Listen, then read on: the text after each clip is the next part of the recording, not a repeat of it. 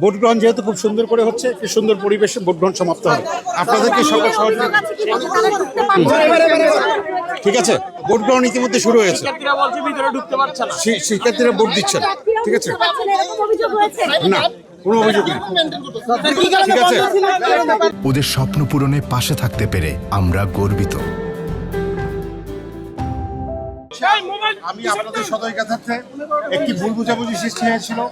আমাদের শিক্ষার্থীরা অধীর আগ্রহে অপেক্ষা করছিল ভোট দেওয়ার জন্য, এবং সেই ভুলটা সবাই বুঝতে পেরেছেন এবং ভোট গ্রহণ প্রক্রিয়া আবার পুনরায় শুরু হয়েছে।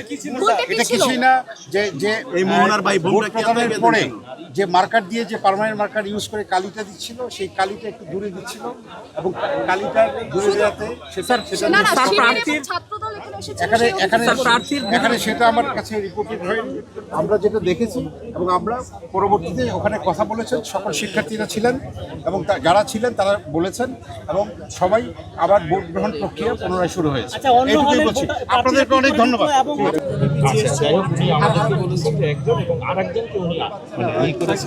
আমরা একটা স্টেটমেন্ট রেখে নিয়ে আপাতত ছেড়ে দিয়েছি। আমরা কিছু হলে সাংবাদিক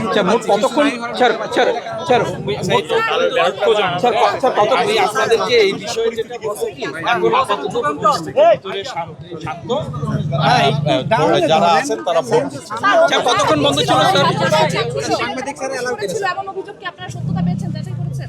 কোনটা? ছাত্রদলের এবং ছাত্র শিবিরের সমর্থক প্রার্থী। আচ্ছা, আমি ঠিক ওইভাবে ছাত্রদল ছাত্র শিবির না বলি, একটু আগে আমি যেটা বলেছি যে আমরা যেটা শুনেছি একজন নারী প্রার্থী সহ একাধিক কয়জন আমরা জানি না, আমাদেরকে প্রপোজ করেছেন আর আরেকজন ঠিক আছে নারী প্রার্থী সহ তারা চলে গেছে। এই ছাত্রদল এখন অভিযোগ করছে শিবিরের কেউ ভেতরে আছে। আমরা এই পর্যন্ত ভিতরে কাউকে আর দেখিনি, কোনো পুরুষ কে আমরা দেখিনি। আমরা আনুমানিক 1 ঘন্টা এটা কি পরবর্তীতে সময় এখন চালু হয়েছে। পরবর্তীতে কি ভোট গণনা করা হবে? বাড়ানো হবে, মানে সার্বিক পরিস্থিতি বিবেচনা করে যেই সময়টুকু লস হয়েছে, যদি ভোট হতে চায় অবশ্যই ভোট গ্রহণ বাড়ানো হবে। ভোট গণনা করা হবে কোন পদ্ধতি?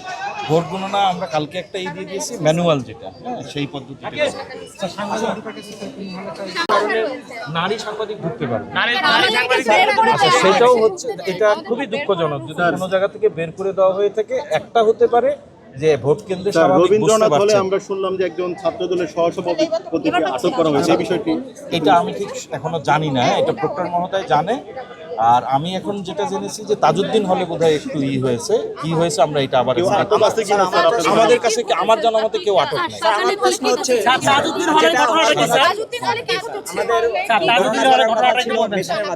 কিন্তু ম্যানুয়ালি গণনা করার সিদ্ধান্ত এই বিষয়ে যেহেতু মতদ্বৈততা হয়েছে, যে শিক্ষার্থীদের মধ্যে বিভিন্ন ধরনের অভিযোগ উত্থাপিত হয়েছে, সেজন্য আমরা এই নির্বাচনটাকে প্রশ্নবিদ্ধ না করতে আমরা সিদ্ধান্ত নিয়েছি যে আমরা ম্যানুয়াল পদ্ধতি। স্যার এটা কি তাজউদ্দিন হলে কোনো কারণ হতে পারে যে এখনো জানি না, যেটা বলা হইতেছে যে হচ্ছে কি জামাতের প্রতিষ্ঠানের কাছ থেকে হচ্ছে কি আপনারা এই ব্যালটের, এটা যে কেউ অভিযোগ করতে পারে। আসলে এটা তো মনে করেন না দেখে ওইভাবে হঠাৎ করে বলা যাবে না, যে এমন যদি কেউ আসে যে হ্যাঁ উনি, তখন হয়তো দেখা যাবে। কিন্তু এই মুহূর্তে উনি কি জামাতের না বিএনপির না এটা বলা যাচ্ছে না। হ্যাঁ, কিন্তু আমরা অভিযোগটাকে এই অর্থে বলবো যে যাতে কোনো ধরনের বিতর্ক সৃষ্টি হয় না, সেই জন্য আমরা